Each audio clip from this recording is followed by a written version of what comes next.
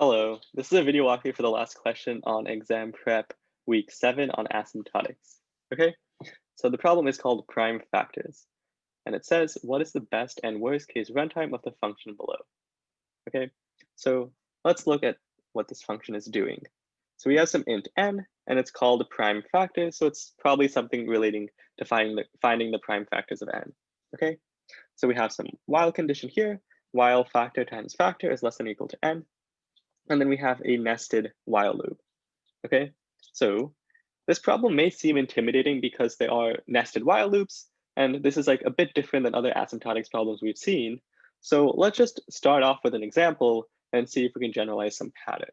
Okay, so let's say that n is equal to 7, okay?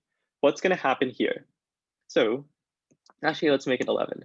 That's my favorite number. Okay, so we see here that factor will be equal to 2, and then we'll say while 4 is less than or equal to 11, then we'll go inside this while loop, okay?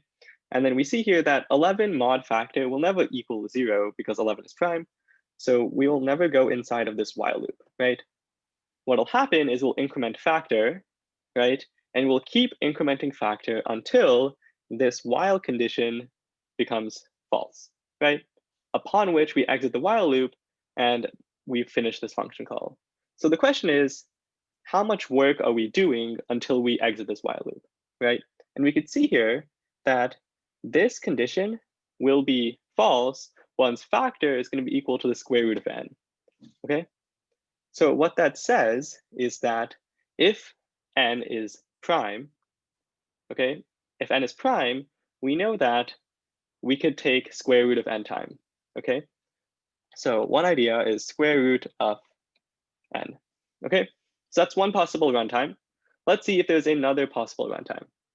So in the square root of n runtime, what we're doing is we keep executing the outer while loop.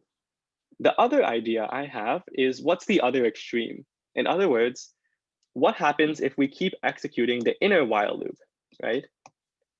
So when can we keep executing the inner while loop over and over? Okay, well, let's see. Let's say that n is a power of 2. Let's say that n is equal to 16, okay? If n is a power of 2, we'll see that 16 divided by 2 is equal to 0 because 2 divides 16. So we will increase the count, right? Doesn't really matter. And then n will become 8, okay?